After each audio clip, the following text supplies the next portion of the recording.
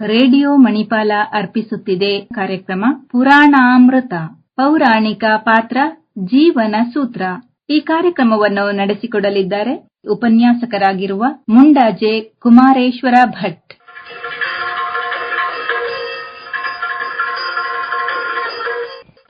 ಆತ್ಮೀಯರೆಲ್ಲರಿಗೂ ಆದರದ ಪ್ರಣಾಮ.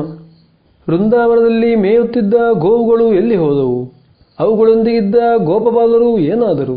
ಕಂಸನ ಕರಾಮತ್ತಿಲ್ಲದೆ ಈ ಸಲ ಯಾರು ಕೃಷ್ಣನಿಗೆ ತಲೆನೋವು ತಂದಿರುವುದು ಎಂಬ ವಿಚಾರಗಳನ್ನೆಲ್ಲ ಈ ಹೊತ್ತಿನ ಪುರಾಣಾಮೃತದಲ್ಲಿ ಅವಲೋಕಿಸಲು ಯತ್ನಿಸೋಣ. ತ್ರಿಮೂರ್ತಿಗಳಲ್ಲಿ ಹಿರಿಯನಾದ ಬ್ರಹ್ಮನು ಭ್ರಮೆಗೊಳಗಾದ ಆಶ್ಚರ್ಯಕರ ಸಂಗತಿ ಇಲ್ಲಿ ಒಡಮೂಡಿರುವುದರಿಂದ ಭ್ರಮಾಧೀನ ಬ್ರಹ್ಮನ ಪೌರಾಣಿಕ ಪಾತ್ರ ಈ ಕಾಲಘಟ್ಟದ ಜೀವನ ಸೂತ್ರದೊಂದಿಗೆ ಹೇಗೆ ಮಿಳಿತಗೊಂಡಿದೆ ಎಂಬ ಬಗ್ಗೆ ವಿಶ್ಲೇಷಿಸೋಣ. ಶ್ರೀಕೃಷ್ಣನು ಯೌಗಿಕ ವಿದ್ಯೆಯನ್ನು ಬಳಸಿ ಧ್ಯಾನಸ್ಥನಾಗಿ ಗೋವು ಗೋವಳರ ಕಣ್ಮರೆಗೆ ವಿಧಾತನೇ ಕಾರಣಕರ್ತನೆಂದು ತಿಳಿದ ಮೇಲೆ ಅಣ್ಣ ಬಲರಾಮನನ್ನು ನೋಡಿ ಮಾರ್ಮಿಕವಾಗಿ ಮುಗುಳ್ನಗುತ್ತಾನೆ. ಕೇವಲ ದಾನವರೊಂದಿಗೆ ಮಾತ್ರವಲ್ಲದೆ ಈಗ ದೇವರ್ಗಳೊಂದಿಗೂ ನಾವು ಹೋರಾಟ ನಡೆಸಬೇಕಾದ ಪರಿಸ್ಥಿತಿ ನಿರ್ಮಾಣಗೊಂಡಿದೆ ಎನ್ನುತ್ತಾನೆ. ಹೀಗೆ ನೋಡಿದ ಬಾಲಕೃಷ್ಣನು ತನ್ನ ಅನುಪಮ ಲೀಲಾ ನಾಟಕವನ್ನು ಪ್ರಯೋಗಿಸಲು ಅಣಿಯಾಗುತ್ತಾನೆ. ಕ್ಷಣ ಮಾತ್ರದಲ್ಲಿ ದನಕರುಗಳ ಮತ್ತು ತನ್ನ ಓವರ್ಗೇವರಾದ ಗೋಪಬಾಲರ ಜೀವಂತ ಪ್ರತಿಕೃತಿಗಳನ್ನು ಸೃಷ್ಟಿಸುತ್ತಾನೆ. ಸಿನಿಮಾಗಳಲ್ಲಿನ ಡಬಲ್ ಆಕ್ಟಿನಂತೆ ಒಂದಿನಿತೂ ವ್ಯತ್ಯಾಸವಿಲ್ಲದ ದನಗಳು ಜನಗಳು. ಈ ರೀತಿಯಲ್ಲಿ ಸೃಷ್ಟಿಗೆ ಅಧಿಪತಿಯಾದ ಬ್ರಹ್ಮನಿಗೆ ಸೆಡ್ಡು ಹೊಡೆದಂತೆ ಜೀವಾತ್ಮರನ್ನು ಸಾಮಾನ್ಯವೆಂಬಂತೆ ಸೃಷ್ಟಿಸಿ ಸೃಷ್ಟಿಕರ್ತನಾಗಿಯೂ ಹೆಸರು ಮಾಡುತ್ತಾನೆ ಶ್ರೀಕೃಷ್ಣ.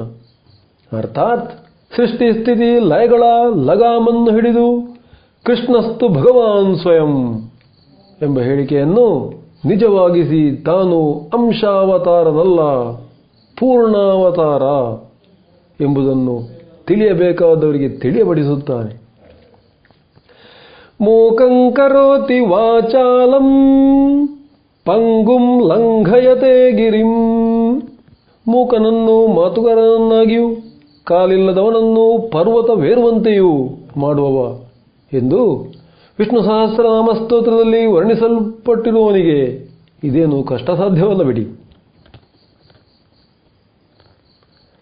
ಈ ರೀತಿ ಸುಮಾರು 1 ವರ್ಷದ ಪರ್ಯಂತ ನಿಜ ಗೋವು ಗೋಪಬಾಲರ ಬದಲಿಗೆ ಕೃಷ್ಣ ಸೃಷ್ಟಿಯ ಗೋವು ಗೋಪಬಾಲರು ತಮ್ಮ ತಮ್ಮ ಕಾರ್ಯಗಳಲ್ಲಿ ಲೀನವಾಗಿದ್ದರು.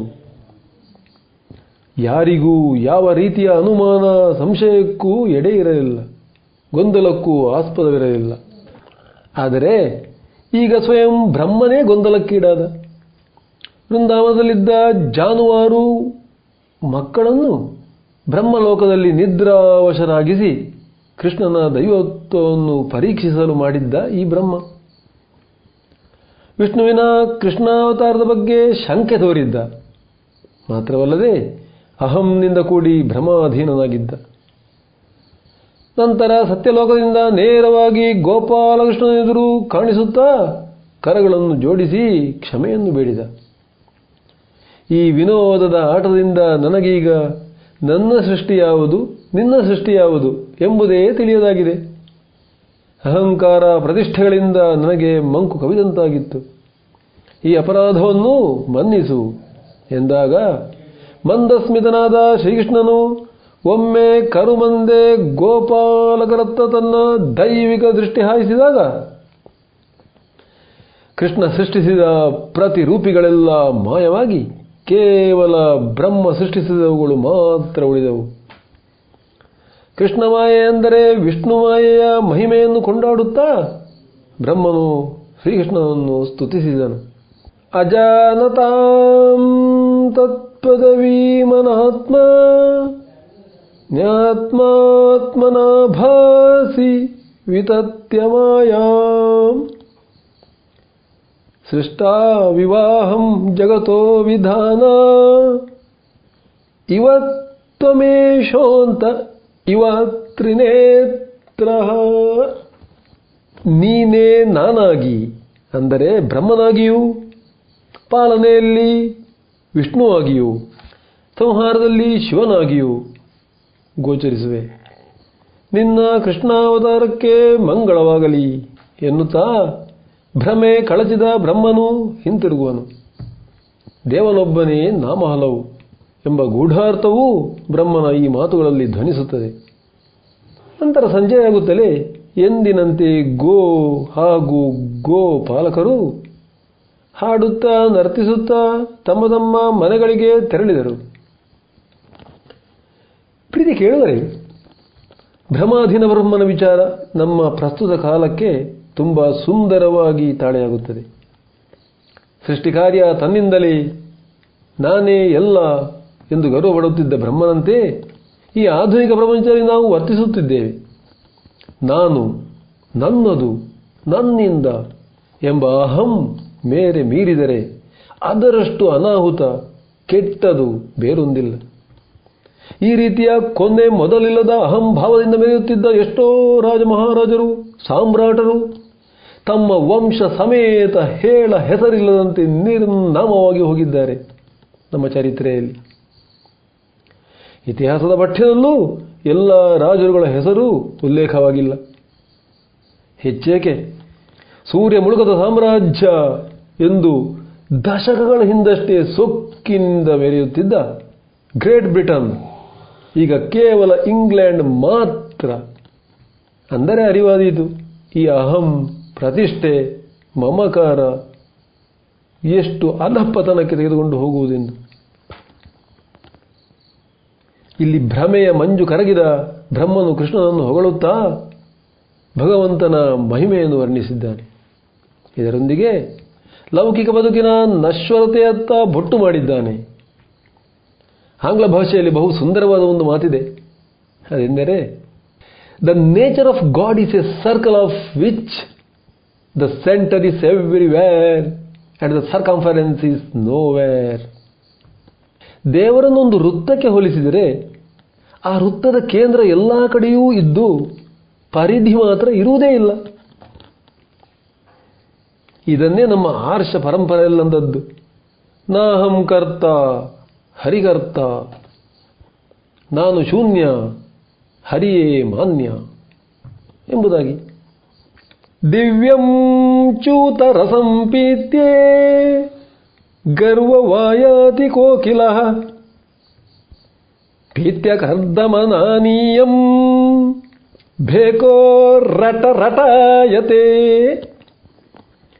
ದಿವ್ಯವಾದ ಮಾವಿನ ರಸ ಕುಡಿದರೂ ಕೋಗಿಲೆ ಅದರಿಂದ ಮತ್ತೇರಿ ಹುಚ್ಚಾಪಟ್ಟೆ ವರ್ತಿಸದು. ಕೆಸರು ನೀರು ಕುಡಿದ ಕಪ್ಪೆ ಸದಾ ಒಟಗುಟ್ಟುತ್ತಾ ಇರುತ್ತದೆ. ಅದಕ್ಕೆ ಅಲ್ಲವೇ ಪಿಬರೇ ರಾಮರಸಂ ಎಂದು ಅನುಭಾವಿಗಳು ಹೇಳಿದ್ದು. ಹಾ ಕಾಂತೆ ಹಾ ಧನಂ ಪುತ್ರ ಕ್ರಂದಮಾನ ಸುದಾರುಣಂ ಮಂಡೂಕ ಇವ ಸರ್ಪೇಣ ಮೃತ್ಯುನ ನಿಲ್ಯತೆ ನರಃ. ಅಯ್ಯೋ ಮಡದಿ, ಹಣ, ಮಕ್ಕಳು ಎಂದು ಅಳುತ್ತಿರುವಾಗಲೇ ಹಾವು ಕಪ್ಪೆಯನ್ನು ನುಂಗುವಂತೆ ಮೃತ್ಯು ಮನುಷ್ಯನನ್ನು ನುಂಗುವುದು ಎಂದು ರಾಮಾಯಣದಲ್ಲಿ ಹೇಳಿದೆ. ಆದ್ದರಿಂದ ಭ್ರಮೆಗಳಚಿ ಭಗವಂತನ ಮೇಲೆ ಧ್ಯಾನ ಇಟ್ಟು ರುಜು ಮಾರ್ಗದಲ್ಲಿ ನಡೆಯಲು ಇಲ್ಲಿನ ಬ್ರಹ್ಮನ ಪ್ರಸಂಗ ಪ್ರೇರೇಪಿಸುತ್ತದೆ. ಸಂಪದ ಸ್ವಪ್ನ ಸಂಕಾಶ ಯೌವನಂ ಕುಸುಮೋಪಮಂ ತದಿಚ್ಛಂಚಲಂ ಆಯುಷ್ಯಂ ತಸ್ಮಾತ್ ಜಾಗ್ರತ ಜಾಗ್ರತಃ. ಸಂಪತ್ತು ಎನ್ನುವುದು ಕನಸು ಇದ್ದಂತೆ, ಯೌವನವೆನ್ನುವುದು ಹೂವಿನಂತೆ ಮುದುರಿ ಹೋಗುವುದೇ ಹೊರತು ಶಾಶ್ವತವಲ್ಲ. ಈ ಆಯುಷ್ಯ ಎನ್ನುವುದಂತೂ ಮಿಂಚಿನ ರೀತಿಯಲ್ಲಿ ಇದ್ದು ಹಾರಿ ಹೋಗುತ್ತದೆ. ಸಾವು ಯಾವಾಗ ಬೇಕಾದರೂ ಬಂದೆರಗಬಹುದು. ಆದ್ದರಿಂದ ಮಾನವ ಎಚ್ಚರಗೊಂಡು ಭಗವಂತನನ್ನು ತಿಳಿಯುವ ಪ್ರಯತ್ನ ಮಾಡು. ಎಚ್ಚರ ಎಚ್ಚರ ಎಂಬ ಸುಭಾಷಿತ ವಾಕ್ಯವು ನಾವು ಬ್ರಹ್ಮನಂತೆ ಭ್ರಮೆ ಕಳಚಬೇಕೆಂದು ತಿಳಿಸುತ್ತದೆ.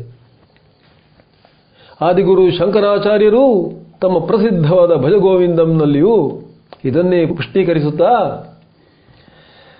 ಸತ್ಸಂಗತ್ವೇ ನಿತ್ಸಂಗತ್ವಂ ನಿತ್ಸಂಗತ್ವೇ ನಿರ್ಮೋಹತ್ವಂ ನಿರ್ಮೋಹತ್ವೇ ನಿಶ್ಚಲತತ್ವಂ ನಿಶ್ಚಲತತ್ವೇ ಜೀವನ್ಮುಕ್ತಿ.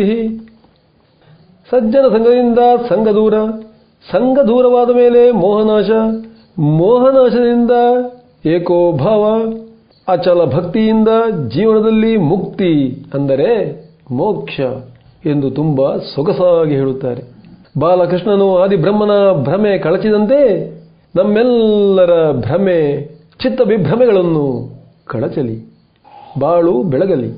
ಓಂ ಶ್ರೀರಾಮಾಯ ನಮಃ. ಸಮಸ್ತ ಸನ್ಮಂಗಲಾನಿ ಭವಂತು.